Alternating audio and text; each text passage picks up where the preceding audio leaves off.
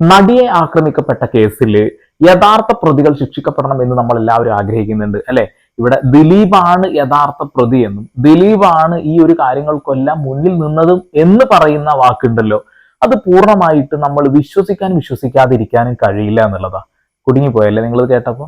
അതെ, ഇവിടെ ദിലീപ് കുറ്റക്കാരനാണ് എന്ന് നമ്മൾ സംസാരിക്കാൻ വിചാരിക്കുക. അപ്പൊ ഞാൻ ആ ഒരു ഭാഗം മാത്രം നിന്ന് സംസാരിക്കുകയാണെന്നുണ്ടെങ്കിൽ തീർച്ചയായിട്ടും ദിലീപിനെ ഇഷ്ടപ്പെടുന്ന ആളുകൾ എന്നെ തെറി വിളിക്കും. നേരെ തിരിച്ച് ദിലീപ് നല്ലവനാണ്, ഒരു കുറ്റവും ചെയ്തില്ല എന്ന് പറഞ്ഞാൽ പോലും എന്നെ ആ നടിയെ ഇഷ്ടപ്പെടുന്ന ആളുകൾ തെറി വിളിക്കും. ഒരു തർക്ക കാര്യത്തിൽ വേണ്ട. പക്ഷെ ഇവിടെ സത്യം വിളിച്ച് പറഞ്ഞു കഴിഞ്ഞാൽ ഒരു തെറിയും കേൾക്കാൻ പോകുന്നില്ല അല്ലെ. നമുക്കിവിടെ ഒരു കാര്യം പരിശോധിക്കാനുണ്ട്. അതായത് നടിയെ ആക്രമിക്കപ്പെട്ട കേസിൽ ഈ പൾസർ സുനി ഈ നടിയോട് തന്നെ പറയുന്ന ഒരു വാക്കുണ്ട്. ഇതൊരു കൊട്ടേഷനാണ്, ഇതൊരു നടി തന്ന കൊട്ടേഷനാണ് എന്നുള്ളത്. ഇതാണ് സത്യത്തിൽ നടന്നത് എന്നുള്ള കാര്യമാണ് നമുക്ക് അറിയാൻ കഴിഞ്ഞിട്ടുള്ളത്. അതായത് പൾസർ സുനി പറയുന്നു ഒരു നടിയാണ് ഞങ്ങളോട് ഇത് പറഞ്ഞത് എന്നുള്ളത്. പക്ഷെ ദിലീപിലേക്ക് എങ്ങനെ എത്തി? മഞ്ജു വാര്യർ പറഞ്ഞ ഒരു വാക്കിൽ നിന്നുമാണ് എന്നാണ് പറയുന്നത്. അതായത് ഇതൊരു ഗൂഢാലോചനയുടെ ഭാഗമായി നടന്നതാണ് എന്ന് മഞ്ജു വാര്യർ പറയുന്നു. പിന്നീട് ദിലീപിലേക്ക് എത്തുന്നു. ദിലീപിലേക്ക് കേസ് എത്തുന്നത് തന്നെ ജയിലിൽ നിന്നും ഒരു കത്ത് പൾസർ സുനി അയക്കുന്നതിന്റെ ഭാഗമായിട്ടും അവിടെ നിന്ന് കോയിനിട്ട് വിളിക്കുന്ന ഫോണിൽ നിന്നും ദിലീപിനെ വിളിച്ചതുമായി ബന്ധപ്പെട്ടുകൊണ്ടാണെന്നുള്ളതാണ്. എന്നാൽ പൾസർ സുനിയുടെ കൂടെ തന്നെ ജയിലിൽ കിടന്ന ഒരു വ്യക്തി ഇപ്പൊ രംഗത്ത് വന്നിട്ടുണ്ട്. അയാൾ ഒരുപാട് കാര്യങ്ങൾ പറയുന്നുണ്ട്, അത് കേൾക്കാം. അതുകൂടാതെ തന്നെ ആക്രമിക്കപ്പെട്ട ആ ഒരു നടി പറഞ്ഞ ഈ വാക്കുകൾ കൂടി നമുക്ക് കേട്ടതിന് ശേഷം നേരെ വീഡിയോയിലോട്ട് കിടക്കാം. ഓരോ ദിവസവും എന്താ പറയുക, ഒരു സ്ട്രഗിൾ ആയിരുന്നു, അല്ലെങ്കിൽ ഒരുപാട് ബുദ്ധിമുട്ടുകൾ. അത് എങ്ങനെയാണ് അതിജീവിച്ചത് എനിക്ക് അങ്ങനെ വാക്കുകളാൽ എനിക്കങ്ങനെ ഇതുകൊണ്ടാണ് അല്ലെങ്കിൽ അതുകൊണ്ടാണ് എന്ന് എനിക്ക് പറയാൻ പറ്റില്ല. വലിയ പിന്തുണയാണ്, അതിന് ഞാൻ എന്നും കടപ്പെട്ടവളായിരിക്കും. ഞാൻ ഒറ്റയ്ക്കല്ല എന്നുള്ളൊരു തോന്നലും അത് വലിയൊരു കാര്യമാണ്. കാരണം ഞാനും എനിക്ക് എൻ്റെ ഫാമിലി, എൻ്റെ വളരെ അടുപ്പമുള്ള കുറച്ച് സുഹൃത്തുക്കൾ, പിന്നെ ഈ കേസുമായി ബന്ധപ്പെട്ടുള്ള ആൾക്കാർക്ക് മാത്രമേ ശരിക്കും എന്താണ് സംഭവിക്കുന്നത്, പലരും ഈ കേസ് തീർന്നോ അല്ലെങ്കിൽ അതില്ലാണ്ടായോ എന്നൊക്കെ ചോദിക്കുന്ന പലരും ഉണ്ടായിരുന്നു. അപ്പോൾ അങ്ങനെയല്ല, ഞാനിപ്പോഴും അതിനു വേണ്ടി പോരാടിക്കൊണ്ടിരിക്കുകയാണ് എന്നുള്ളത് മുഴുവൻ പുറത്ത് വരുന്നത് ഇപ്പം എനിക്കൊരു നല്ല കാര്യമായിട്ടാണ് തോന്നുന്നത്. പലപ്പോഴും ഞാൻ ആലോചിക്കുന്ന ഒരു കാര്യമുണ്ട്, ഇതൊരു പക്ഷെ ഞാൻ പുറത്ത് പറഞ്ഞില്ലായിരുന്നെങ്കിൽ എൻ്റെ ലൈഫ് എന്താകുമായിരുന്നു എന്ന് ഞാൻ പലപ്പോഴും ആലോചിച്ചിട്ടുണ്ട്. ഒരു പക്ഷേ ഈ വീഡിയോ പുറത്ത് വരുന്നതിന് ഭയന്ന് ഞാൻ ജീവിക്കേണ്ട ഒരു അവസ്ഥ വരുമോ? അത് ഓരോ ഇൻഡിവിജ്വൽ ആയിട്ടുള്ള തീരുമാനങ്ങളാണ്. അതിനെല്ലാം ഇങ്ങനെ ഒരു ദുരനുഭവം വരാതിരിക്കട്ടെ ആർക്കും. വന്ന പെൺകുട്ടികൾക്ക് അവർക്ക് നല്ല രീതിയിൽ അതിനൊരു ശക്തി ദൈവം കൊടുക്കട്ടെ എന്ന് ഞാൻ പ്രാർത്ഥിക്കുന്നു. തീർച്ചയായിട്ടും ആ ഒരു വിഷമം എത്രത്തോളം ഉണ്ട് എന്ന് നമുക്ക് മനസ്സിലാവുന്നുള്ളതാണ്. അവരെത്രത്തോളം വിഷമിച്ചു എന്ന കാര്യം നമുക്കൊന്നും പറയാൻ കഴിയില്ല. അവർ ചിലപ്പോൾ ഒരുപാട് നാളുകൾ ആ ഒരു മെന്റൽ ട്രോമയിൽ നിന്നും മുക്തി തേടാൻ കഴിയാതെ കഷ്ടപ്പെട്ടിട്ടുണ്ടാവും അല്ലെ. ഇവിടെ പൾസർ സുനിയും അയാളുടെ കൂടെയുള്ള 4 ക്രിമിനൽസും ചേർന്നുകൊണ്ടാണ് ഈ കാര്യങ്ങളൊക്കെ ചെയ്തതെന്നുള്ളതാണ്. എന്നാൽ പൾസർ സുനിയുടെ ബ്രെയിനിൽ ഉദിച്ച ഒരു കാര്യമാണ് ഇത് എന്നും മുന്നേ പ്രീവിയസ് ഹിസ്റ്ററി നോക്കുകയാണെന്നുണ്ടെങ്കിൽ ഇതേപോലെ തന്നെ പല നടിമാരെയും ഇത്തരം വീഡിയോസും കാര്യങ്ങളൊക്കെ എടുത്ത് അവരുടെ കയ്യിൽ നിന്നും പണം തട്ടിയെടുത്തു എന്നുള്ള കാര്യങ്ങളൊക്കെ ഇപ്പതാ പുറത്തേക്ക് വരുന്നു. അയാൾ പണം തട്ടാൻ വേണ്ടി ചെയ്ത ഈ ഒരു പ്രവൃത്തിയിലേക്ക് ആദ്യം ഇതൊരു നടി ചെയ്ത കൊട്ടേഷനാണ് അല്ലെങ്കിൽ നടി പറഞ്ഞ കൊട്ടേഷനാണെന്ന് പറയുന്നു. രണ്ടാമത് ഇത് ദിലീപാണ് പറഞ്ഞത്, ദിലീപ് പറഞ്ഞ് ചെയ്തതാണ്, 1.5 കോടി വാങ്ങി എന്നുള്ള ഒരു കാര്യങ്ങളൊക്കെ പറയുന്നു എന്നുള്ളതാണ്. ഇവിടെ ഒരുപാട് തെളിവുകൾ ഇനിയും പരിശോധിക്കാനുണ്ട് എന്നുള്ള ഒരു വാദം ഉയർന്നു വരുന്നുണ്ട്. ദിലീപിന്റെ മൊബൈൽ ഫോണ്, ആ വീഡിയോ മെമ്മറി കാർഡ് ആരോ 3 തവണ ഉപയോഗിച്ചു എന്നുള്ള കാര്യം പറയുന്നു. അതേപോലെ ഒരുപാട് തെളിവുകൾ കോടതി പരിഗണിച്ചില്ല എന്ന് പറയുന്നുണ്ട്. അതുകൂടാതെ മരണപ്പെട്ടുപോയ ബാലചന്ദ്ര കുമാർ എന്ന് പറയുന്ന വ്യക്തി സബ്മിറ്റ് ചെയ്ത ഓഡിയോ, അതായത് വോയിസ് ക്ലിപ്പുകളൊന്നും പ്ലേ ചെയ്തിട്ട് പോലും ഇല്ല എന്നുള്ള ഒരു വാദം ഒരു സൈഡിൽ വന്നുകൊണ്ടിരിക്കുന്നത് എന്നുള്ളതാണ്. ഈ കോടതിയിൽ അടച്ചിട്ട മുറിയിൽ നടന്ന ഈ ഒരു കാര്യം ഇവിടെയുള്ള മാധ്യമങ്ങൾക്ക് ഏത് രീതിയിലാണ് കിട്ടിയതെന്നൊന്നും പറയാൻ കഴിയില്ല. അതേപോലെ തന്നെ വിധിയുടെ പകർപ്പ് ഓൾറെഡി കുറെ അഭിഭാഷകരുടെ കൈകളിലേക്ക് എത്തി എന്നുള്ള ഒരു കാര്യം പറയുന്നുണ്ട് എന്നുള്ളതാണ്. ഇതൊക്കെ എന്തായാലും 17-ാം തീയതി കോടതി പരിഗണിക്കേണ്ട വിഷയമാണ്. കോടതി പറയും ദിലീപിനെ ഏത് രീതിയിലാണ് മാറ്റിയത് എന്നുള്ള ഒരു കാര്യം. ഓക്കെ, ഇനി ഞാൻ കാണിക്കാൻ പോകുന്നത് പൾസർ സുനിയുടെ കൂടെ ജയിലിൽ കിടന്നിരുന്ന ഒരു വ്യക്തി, ഒരു ക്രിമിനലാണ്. ആ ക്രിമിനൽ പറയുന്ന കുറച്ച് കാര്യങ്ങൾ ഒന്ന് കേൾക്കാം. കാശ് പേടിപ്പിച്ച് അവരെ നഗ്നമായ ഫോട്ടോകൾ എടുത്തിട്ട് ബാക്ക് മെയിൽ ചെയ്ത് കാശ് വാങ്ങാനുള്ള ഇതായിരുന്നു. 2017 കാക്കനാട് ജയിലിൽ ഒരു പ്രത്യേക സാഹചര്യത്തിൽ ഒരു കേസുമായി ഞാൻ ചെല്ലാനിടയായി. ഞാൻ ചെന്ന് ഒരാഴ്ച കഴിഞ്ഞപ്പോഴാണ് പൾസർ സുനി അവിടെ വരുന്നത്. പൾസർ സുനി അവിടെ വരികയും ഞാൻ അപ്പോൾ കടന്നത് എ ബ്ലോക്കിലായിരുന്നു. എ ബ്ലോക്കിൽ ഞാൻ കടന്ന് വരുന്ന സമയത്ത് അവിടെ വെച്ച് ഞാൻ ബൈബിൾ വായിച്ചെന്നും പറഞ്ഞ് കളമശ്ശേരി ബസ് കത്തിച്ച കേസിലെ പ്രതി അജൂബൻ ഇടിക്കുകയും അങ്ങനെ ഉദ്യോഗസ്ഥന്മാർ എന്നെ റൂം മാറ്റി പൾസർ സുനിയുടെ റൂമിൻ്റെ തൊട്ടടുത്തുള്ള റൂമിൽ കൊണ്ടുവന്ന് ഇടുകയും ചെയ്തു. ഞാനങ്ങനെ അവിടെ കിടക്കുമ്പോഴാണ് ഇവർ ആദ്യത്തെ കത്ത് അപ്പുണ്ണിക്കും നാദർഷയ്ക്കും എഴുതിയതും അത് പബ്ലിസിറ്റി ആയതും. അപ്പം അവിടെ വെച്ച് ഈ കത്ത് എഴുതുന്നത് സജിലാലാണ്. ഈ വിഷ്ണു നിസ്സൻ ഇവരുടെ പ്രേരണയിലാണ് കത്ത് പൾസർ സുനി എഴുതുകയും അങ്ങനെ പൾസർ സുനി പറഞ്ഞു കൊടുക്കുന്ന കഥകളാണ് ഇവർ എഴുതിയ ഗൂഢാലോചന നടത്തിയത്. ഓക്കെ, പൾസർ സുനി പറഞ്ഞതിന്റെ അടിസ്ഥാനത്തിലാണ് ഇങ്ങനെ ഒരു കത്ത് ഉണ്ടാക്കിയത് എന്നാണ് ഇദ്ദേഹം അവകാശപ്പെടുന്നത്. ഇദ്ദേഹം ഒരു കേസിൽ പ്രതിയായിട്ട് ജയിലിൽ പോയതാണ്. നിങ്ങൾ കേട്ടല്ലോ, ഒരു സിനിമാ കഥ പോലെ തോന്നുന്നല്ലേ. ചില ആളുകളുടെ കമന്റ് എന്താണെന്ന് വെച്ചിട്ടുണ്ടെങ്കിൽ ഇതും സ്ക്രിപ്റ്റ് ആണോ എന്നുള്ളതാണ്.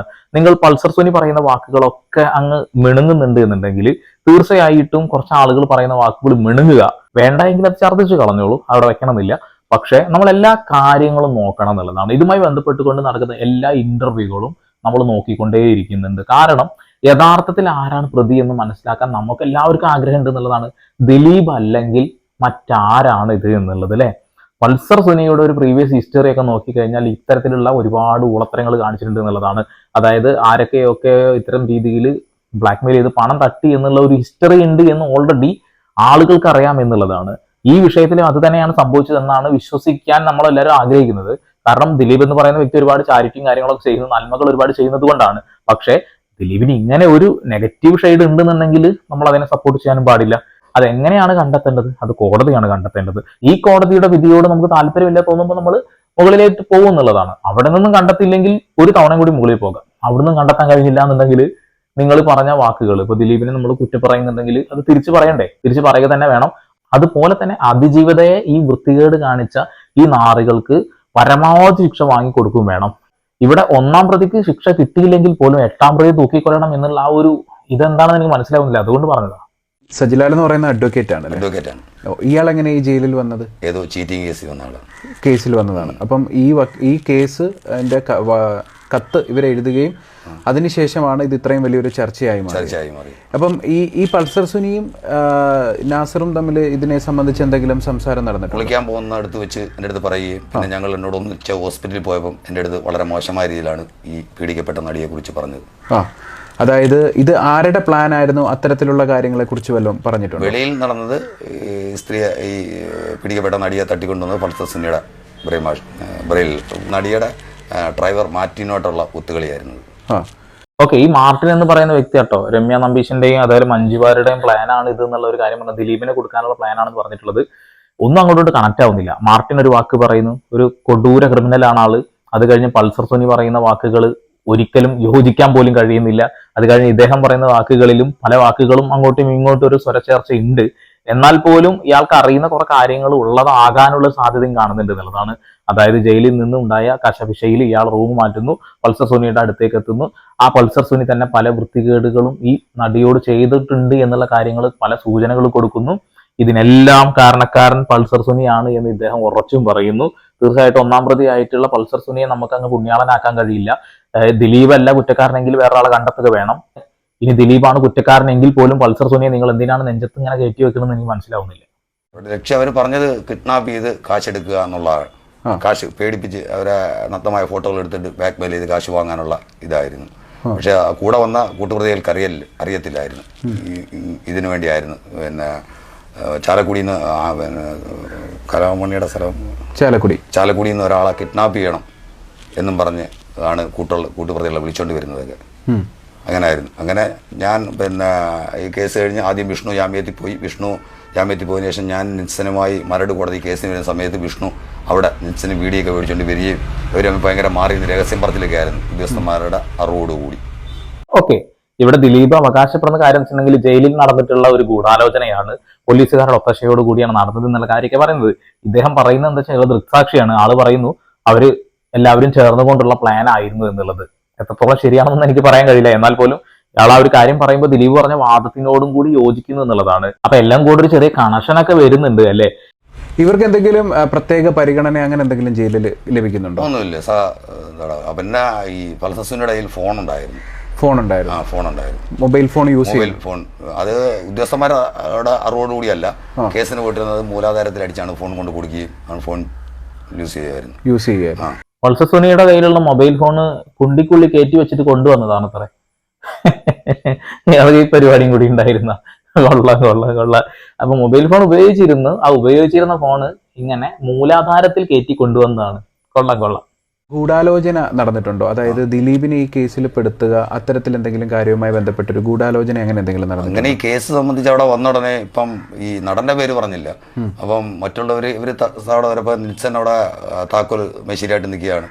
സജിലാൽ ഉദ്യോഗസ്ഥന്മാരെ സഹായിക്കാൻ ആയിട്ട് ഇങ്ങനെ ഇൻ്റർവ്യൂ വിളിക്കുന്ന ഒരാളാണ്. വിഷ്ണു ഇൻസൈഡ് ജോലി ചെയ്യുന്ന ഒരാളാണ്. അപ്പോൾ ഇവർ പറഞ്ഞു കൊടുത്ത് വെച്ച് ഇപ്പം നീ എന്തായാലും അകത്തായി, നിനക്ക് പിന്നെ ഇതിനകത്ത് ഊരണമെന്നുണ്ടെങ്കിൽ ഈ നടിയാട്ട് അല്ലെങ്കിൽ ഇപ്പോൾ പിടിക്കപ്പെട്ട നടിയാട്ട് ഇപ്പം ഈ കാലാവധിയിൽ ഉടക്കമുള്ള ആരെങ്കിലും തലയിൽ വെച്ച് കൊടുത്താൽ അദ്ദേഹം നല്ല വക്കീലിനെ വെക്കുകയും നിനക്കും കേസിൽ നൂരി പോകാമെന്ന് പറഞ്ഞ അങ്ങനെയാണ്. അപ്പോഴാണ് ഇങ്ങനെ ആലോചിച്ചിട്ട് പറഞ്ഞ 3 പടങ്ങളോളം ഇപ്പോൾ ഈ കാലഘട്ടത്തിൽ അന്ന് 2017 3 പടങ്ങളോളം ഇന്ന ആൾ ഒഴിവാക്കിയിട്ടുണ്ട്. അപ്പോൾ ആടെ പേര് പറഞ്ഞാൽ ഒരു പക്ഷേ രക്ഷപ്പെടാം എന്നുള്ള കരുതിയാണ് സംസാരിക്കുന്നത്. ഞാൻ ജയിലിനകത്തുള്ള കാര്യമാണ് പറഞ്ഞത്. ജയിലിന് വെളിയിൽ എന്ത് നടന്ന ദൈവത്തിന് അറിയാവൂ, എനിക്ക് വേറൊന്നും അറിയാം. അപ്പോൾ രക്ഷപ്പെടാൻ വേണ്ടിയിട്ടാണ് ദിലീപ് എന്ന് പറയുന്ന വ്യക്തി ഇതിലേക്ക് വലിച്ചിഴക്കുന്നത്. ആക്രമിക്കപ്പെട്ട നടിയുമായിട്ടുള്ള ഒരു സാമ്പത്തിക ഇടപാടുമായി ബന്ധപ്പെട്ടുകൊണ്ട് അവർ തമ്മിലുള്ള ഒരു പ്രശ്നത്തെ കുറിച്ചിട്ട് പൾസർ സുനിക്ക് അറിയാമായിരുന്നു.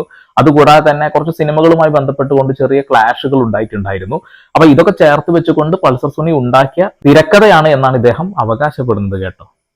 ഈ നടിയെ അതിക്രൂരമായി ആക്രമിക്കുകയും ഇതുമായി ബന്ധപ്പെട്ട് എന്തെങ്കിലും തരത്തിലുള്ള ദൃശ്യങ്ങൾ പകർത്തിയെന്നുമല്ലോ പൾസർ സുനി പറഞ്ഞിട്ടുണ്ടോ? പൾസർ സുനി അതിൻ്റെ വീഡിയോ ഉണ്ടെന്നൊക്കെ പറഞ്ഞിട്ടുണ്ട്. പക്ഷേ അവരെ എടുത്ത് മോശമായ രീതി, എന്നിട്ട് ഈ 2 വാക്ക് പറഞ്ഞിട്ട് വീണ്ടും വെള്ളം കോരി ഒഴുകുകയും അല്ലെങ്കിൽ അവൻ വേറെ കൂട്ടുകാരെടുത്ത് പോകും. അപ്പോൾ ഞാൻ കൊല്ലത്തുള്ളതല്ലേ, അപ്പോൾ നമ്മളോട്ട് നല്ല കമ്പനിയൊന്നും ഇല്ലല്ലോ.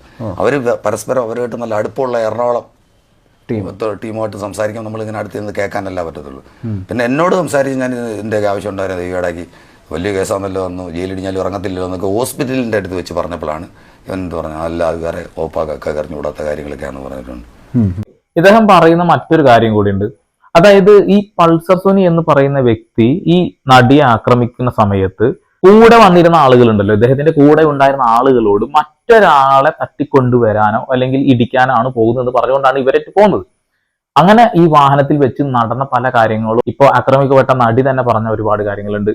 ആ ഒരു കാര്യം വെച്ച് നോക്കുകയാണെന്നുണ്ടെങ്കിൽ പൾസർ സുനി കൂടെയുള്ള ആളുകളെ ട്രാപ്പ് ചെയ്ത് കൊണ്ടുവന്നു. ഒരാൾ കല്യാണം കഴിഞ്ഞിട്ട് 1-2 മാസമായിട്ടുണ്ടായിരുന്നുള്ളൂ, അയാളെ ഇതിൽ പ്രതി ചേർക്കപ്പെട്ടു എന്നുള്ള ഒരു കാര്യമാണ് ഇദ്ദേഹം പറയുന്നത്. ഓക്കെ, അപ്പൊ പൾസർ സുനിയാണ് കേന്ദ്രബിന്ദു. പൾസർ സുനി പണം ഉണ്ടാക്കാൻ വേണ്ടി ചെയ്ത ഒരു കാര്യത്തിലേക്ക് ഒരു നടിയുടെ പേര് വലിച്ചിഴയ്ക്കുന്നു, ഒരു ദിലീപ് എന്ന് പറയുന്ന നടന്റെ പേര് വലിച്ചിഴയ്ക്കുന്നു. ഈ നടന്റെ പേര് വലിച്ചിഴയ്ക്കുമ്പോഴേക്കും പോലീസ് അറസ്റ്റ് ചെയ്യുന്നു. യഥാർത്ഥത്തിലല്ല പ്രതി ഇനി ഉണ്ടെന്ന് ഞാൻ വിശ്വസിക്കുന്നില്ല കേട്ടോ. ഇങ്ങനെയൊക്കെ കേൾക്കുമ്പോൾ എനിക്കത് വിശ്വസിക്കാനും കഴിയുന്നില്ല എന്നുള്ളതാണ്. ഇനി ഉണ്ടെങ്കിൽ അയാൾ അവിടുന്ന് ഊരി രക്ഷപ്പെടുന്നു എന്നുള്ളതാണ്. ഇവിടെ കൃത്യമായി ലാൽ എന്ന് പറയുന്ന മനുഷ്യന്റെ വീട്ടിന്റെ മുറ്റത്ത് ഈ വാഹനം വിട്ട് മാർട്ടിൻ പതുക്കെ അവിടുന്ന് പോയി എന്നുള്ളതാണ്. അപ്പോഴേക്കും ലാൽ അയാളെ നേരെ പോലീസിനെ വിളിച്ച് പിടിച്ചു കൊടുക്കുന്ന ഒരു കഥയൊക്കെ നമ്മൾ കേട്ടു. ഇപ്പൊ ലാലിന്റെ മുഖത്തേക്ക് വിരൽ ചൂണ്ടുന്ന ആളുകളെ ഞാൻ കാണുന്നുണ്ട്. നമ്മളിവിടെ എല്ലാവരെയും സംശയത്തിന്റെ ദൃഷ്ടിയിൽ കാണേണ്ട ഒരു അവസ്ഥയാണെന്നുള്ളതാണ്. ദിലീപ് തെറ്റ് ചെയ്തിട്ടുണ്ടോ ഇല്ലയോ അത് വലിയ ഡൗട്ടായിരിക്കുന്നു. ഇനി ഈ പൾസർ സുനി പറഞ്ഞ നടി ഇനി യഥാർത്ഥത്തിൽ അങ്ങനെ ഒരു നടി ഉണ്ടോ, അല്ലെങ്കിൽ പൾസർ സുനി മാത്രമാണോ ഇതിന്റെ പിന്നിലുള്ളത്? ഇതൊക്കെ ഇനിയും കണ്ടെത്തേണ്ടതാണെന്നുള്ളതാണ് എൻ്റെ ഒരു അഭിപ്രായത്തിൽ.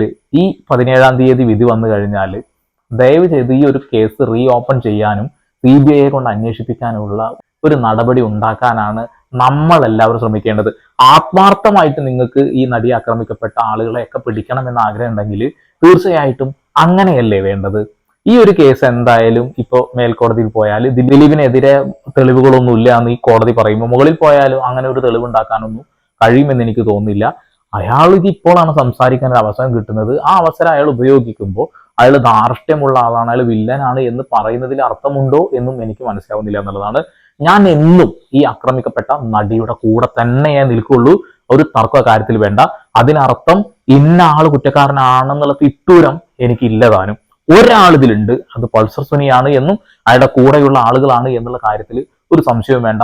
അയാളെ തൂക്കിക്കൊല്ലാനെങ്കിലും വിധിക്കണമെന്ന് ആഗ്രഹിക്കുമ്പോൾ നിങ്ങൾ 8ാമത്തെ പ്രതിയെ തൂക്കിക്കൊല്ലണം. അയ്യോ അയാൾ പോയല്ലോ, പൾസർ സുനിയാണ് വിട്ടാളെ എന്നുള്ള ധാരണയിൽ നിൽക്കുന്നത് എത്രത്തോളം വിഡ്ഢിത്തരമാണ് എന്ന് സ്വയം ഒന്ന് വിശകലനം ചെയ്താൽ തന്നെ മനസ്സിലാവും എന്നുള്ളതാണ്. അപ്പോൾ പരമാവധി ഷെയർ ചെയ്യുക. വീണ്ടും വരെ പുതിയ വാർത്താ വിശേഷങ്ങളുമായി സന്ദീപ് സൈനിങ് ഓഫ്.